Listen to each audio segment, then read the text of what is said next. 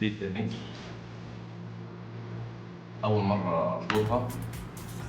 خلينا نجرب. أنا كنت طالب جمبري وطالب سي فود وبيبروني. هما غالبا جايبينها 3 حاجات تماما مختلفة غير إن أنا جايبها، لأن أنا مش شامم أي سي فود.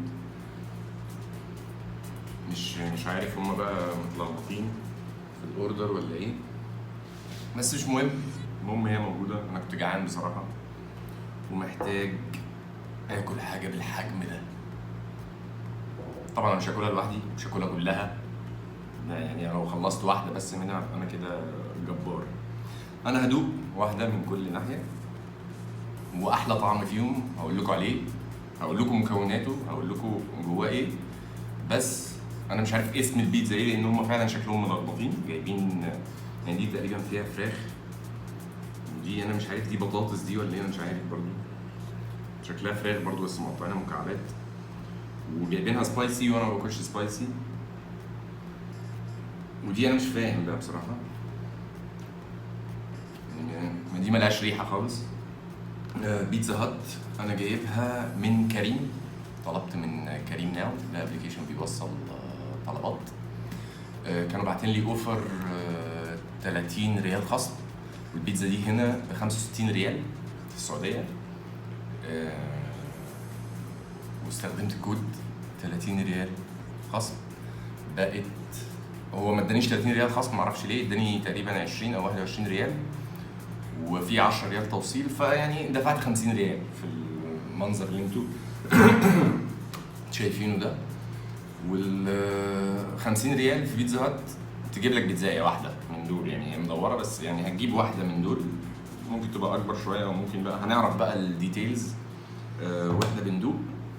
وتحبوا نبدأ بأنهي شكلها مغري أكتر؟ نسمي الله ونبدأ باللي قدامنا عشان نبدأ بناكل مما يلينا. بسم الله الرحمن الرحيم. نبدأ نشيل بس الفلفل عشان أنا بخاف من الفلفل الأخضر والحاجات دي. لو طلعت مش حراقة أوي ممكن أجرب كده ناكل لي واحدة بالفلفل الأخضر.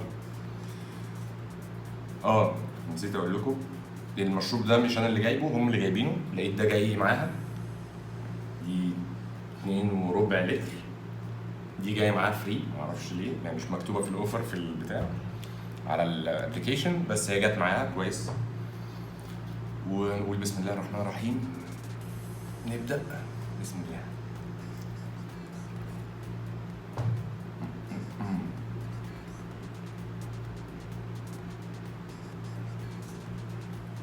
حراقه شويه، ودي طلعت فراخ مش بطاطس، يعني مفيش حاجه اسمها بيتزا بالبطاطس اصلا، بقول اي كلام.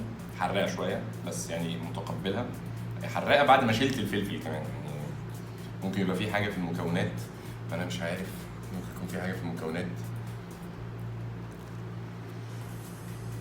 غير الفلفل يعني، بس هي طعمها هندي شويه، مش عارف ليه.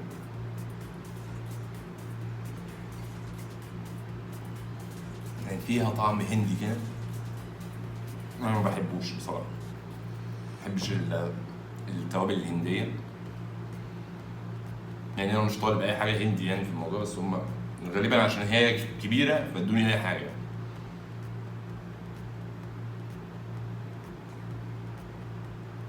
طيب دي العجينه كويسه، السوا كويس بتاع كل حاجه.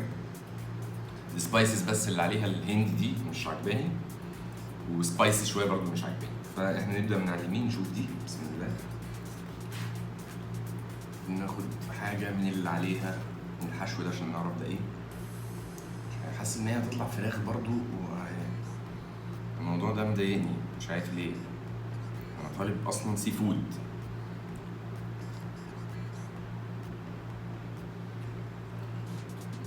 هي دي السي فود، والحته اللي انا اكلتها دي معرفش ليه بس سي فود يعني، مش جمبري بس يعني سي فود.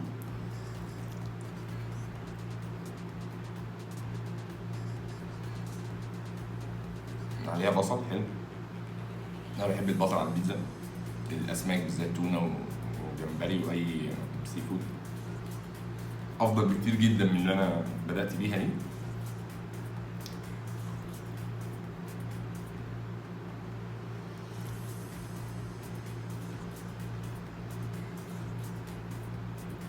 دي لذيذه.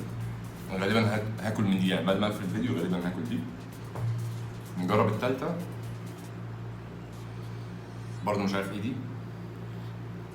عليها ذرة وجبنة سايحة، كذا نوع جبنة سايحة وطماطم. وايه بقى الحشو الأساسي مش عارف يعني. بحب الحتة دي.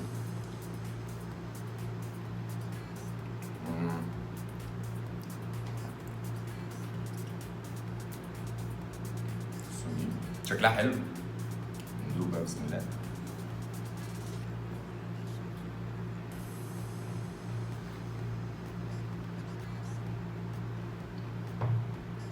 لسه هنجرب الصوصات يعني، في كاتشب وباربيكيو صوص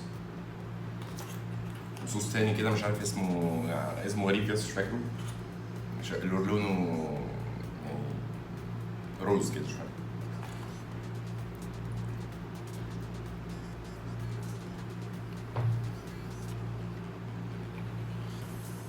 يعني كويسه بس مش عارف بايه يعني. هي كويسه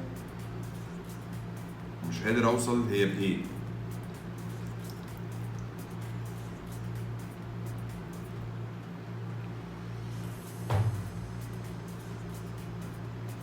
يعني كويسه. بصوا بالترتيب، دي رقم واحد، دي جميله جدا، وبعد كده دي، وبعد كده دي انا مش هاكلها.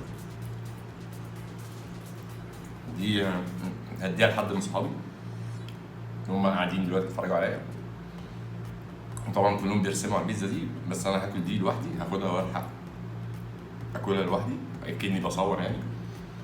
هما مش هيخشوا في الفيديو وانا بصور، فانا هاكل دي لوحدي بس كده. جربنا البيتزا المتر معلش مش المتر. اشتغالة طبعا يعني ده رأيي في الآخر، هي اشتغالة عشان تشتري 3 مع بعض، تشتري 3 بيتزات مع بعض، هم منفصلين يا جماعة تماما، مش بيتزا على بعضها. طبعا لازم يعملوا كده لأن أنا طالب المفروض 3 حاجات مختلفة، لو عملوها كلها على بعضها الطعم كله هيخش في بعضه.